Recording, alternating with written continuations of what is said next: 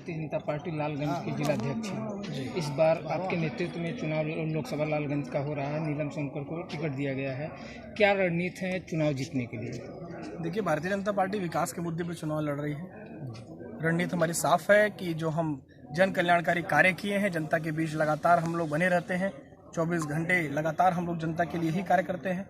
वो जनता आज हमारे साथ चलने के लिए तैयार है। पुनः मोदी जी को तीसरी बार प्रधानमंत्री बनाने के लिए तैयार है।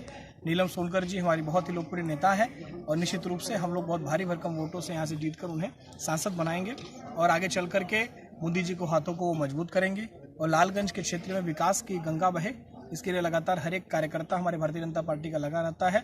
और आगे किस प्रकार से हर एक वर्ग का यहाँ सम्मान बढ़े, चाहे अनुसूचित समाज हो, चाहे पिछड़ा समाज हो, अल्पसंख्यक हो, और जो भी वंचित शोषित लोग हैं उनका मान सम्मान बढ़ाने के लिए, जो बच्चे कुचे लोग हैं जिनको प्रधानमंत्री आवास अभी तक नहीं मिला है उन्हें आवास दिलाने के लिए, जिन लोगों के घर हो सकता है एक आध दो घर छूटे हों, गांव में शौचालय नहीं बना है तो उनके घर भी शौचालय बनवाने के लिए, और एक एक व्यक्ति का कैसे कल्याण हो सके, विकास हो सके, इसके लिए हम लोग प्रतिबद्ध रहते हैं। ये सारे कार्यों को कराने के लिए हम लोग लगे रहते हैं। और चुनाव तो लगातार आता जाता रहता है, तो हमारा चुनाव तो जनता लड़ रही है, कार्यकर्ता हमारा बस उनके बीच में जा रहा है। तो इतनी ज़्यादा भारी भरकम संख्या में हमें उनकी सम्मान मिल रहा है, उनका समर्थन मिल रहा है, तो निश्चित रूप से हम कह सकते हैं कि हम लोग 100% ये चुनाव जीत रहे हैं। नीलम सोनकर जी बहुत भारी मतों से जीत करके यहाँ से इन 10 वर्षों में कौन सी ऐसी योजना रही जो कारगर हुई, जो जिस पे आप जो है एक मुद्दा बना के चुनाव लड़ सकते हैं 10 वर्षों में? कौन सी ऐसी योजना नहीं रही जो कारगर नहीं हो पाई? जैसे हमारी एक एक योजना कारगर रही है। हम लोगों ने आजमगढ़ ही जनपद में 7.5 लाख लोग यहाँ पर किसान सम्मान निधि पाते हैं, तो खाते में डायरेक्ट जाती है।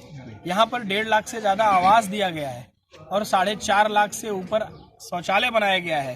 तो ये भी तो किसी न किसी जनता के घर पे बना है। और यही नहीं, यहाँ के जो 60% से ज़्यादा की आबादी को हम लोग अन्न देने का काम करते हैं और उनके घर पे फ्री में अनाज मिलता है। आप देख सकते हैं आजमगढ़ की कोई सड़क नहीं बची होगी जो आज NH नहीं हो, चाहे स्टेट हाईवे नहीं बना हो, और उसके साथ साथ में आजमगढ़ में विश्वविद्यालय देने का काम हुआ हो, आजमगढ़ में पूर्वांचल एक्सप्रेसवे देने का काम हो, आजमगढ़ में किसान विज्ञान केंद्र हो, चाहे अटल आवासीय विद्यालय हो। इससे लगाए बहुत सारे ऐसे काम हैं जो भारतीय जनता पार्टी ने किया है और नींव भी हमने रखी, उसका ठीक प्रकार से शिलान्यास किया गया, लोकार्पण भी हमने ही किया है। तो इसलिए आप लोग कह सकते हैं कि यहाँ के जो भी विकास हुए हैं वो भारतीय जनता पार्टी ने किया है। जी, एक सवाल ये है कि सर, विपक्ष आरोप लगाता है कि वही प्रत्याशी हैं जो 2022 में विधानसभा लड़ी, जीत नहीं पाई और दावा की थी कि हम जीतने के कगार पे हैं और जीत भारी भरकम से जीतेंगे। अब लोकसभा कैसे जीतेंगे? वो भी तो वही प्रत्याशी है जो 2017 में विधानसभा चुनाव का हार गए थे। इसका क्या मतलब है? राजनीति में हार जीत यश अपयश लगा रहता है, लेकिन भारतीय जनता पार्टी लगातार जनता के बीच में कार्य करती है। लोकसभा का चुनाव है, स्थानीय मुद्दों का चुनाव नहीं है, ये बहुत बड़ा देश हित के मुद्दों का चुनाव है। एक लंबे स्केल में हमने भारतीय जनता पार्टी के लोगों ने जनता के लिए काम किया है। उस काम के बल पर हम कह रहे हैं कि हम भारी भरकम वोटों से यहाँ से जीत कर जाएंगे। स्मृति ईरानी कहती हैं कि गैस बहुत महंगा हो गया, जब 400 का था अब 1200 का हो गया। लोग सवाल कर रहे हैं सर उस पर, महंगाई बढ़ नहीं। स्मृति ईरानी ने कहा था, कौन से सन में थे आप? 2009 में। 2009 में कहा था, तब किसान सम्मान निधि मिलती थी आपको? जी नहीं। अब आपको हर 4 महीने पे किसान सम्मान निधि मिल जाती है। और जो सिलेंडर आप बता रहे हैं कि महंगा हो गया है, सिलेंडर हम लोग आपको होली पे भी एक मुफ्त देते हैं, दीपावली पे भी मुफ्त देते हैं। तो इसको देने का भी काम तो हमने किया है। जनता को तमाम सब्सिडियां देने का काम किया है, योजनाओं से लाभान्वित कर रहे हैं। तो ये सारी चीज़ों की गिनती भी करने की आवश्यकता है। जी, एक मोदी जी एक बयान देते हैं कि अडानी अंबानी का नाम लेना छोड़ दिए हैं राहुल गांधी, और उनसे जो है टेम्पू में भर के पैसा लाया जा रहा है, काला धन उनके पास है। तो वो आरोप लगाए हैं कि जब उनके पास काला धन था और तब मोदी जी के सरकार में क्यों नहीं उनके पास ED CBI लगाई गई? किसके पास काला धन था?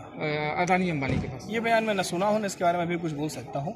जब मैं सुनूंगा तभी इसके बारे में स्पष्ट में बता पाऊंगा। सर, अब कितना अंतराल रहेगा जीत का? लालगंज आपके जो प्रत्याशी हैं? हमारे प्रत्याशी आप निश्चित रूप से मान के चलिए कि 1.5 लाख से ऊपर का अंतराल से हम जीतेंगे। लालगंज लोकसभा वासियों के लिए क्या कहना चाहेंगे सर? लालगंज लोकसभा वासी हमेशा देश के साथ चलने का कार्य किए हैं। 14 में भी आपने सांसद बनाया, तो यहाँ बहुत से विकास कार्य हुए हैं। तो उनसे अपील करना चाहता हूँ कि मोदी जी के हाथों को मजबूत करने के लिए और लालगंज में विकास की गंगा बहाने के लिए, यहाँ कारखाने लगवाने के लिए, अपने युवाओं के लिए, अपने महिलाओं की ठीक प्रकार से मान सम्मान सुरक्षा बढ़ाने के लिए और यहाँ निश्चित रूप से एक सर्वांगीण विकास कराने के लिए भारतीय जनता पार्टी के प्रत्याशी को विजयी बनाए, जिससे आगे चल करके वो मोदी जी के हाथों को मजबूत करो और हम लोग लालगंज के विकास में पूरा योगदान दे सकें। सर, पहला ऐसा कौन जीत के बाद पहला ऐसा कौन सा काम होगा जो लालगंज लोकसभा में करना चाहिए? बनारस से लालगंज होते, आजमगढ़ होते और गोरखपुर तक रेलवे लाइन, ये प्राथमिकता है और इसको जल्दी से जल्दी पूरा किया जाएगा। बहुत बहुत धन्यवाद।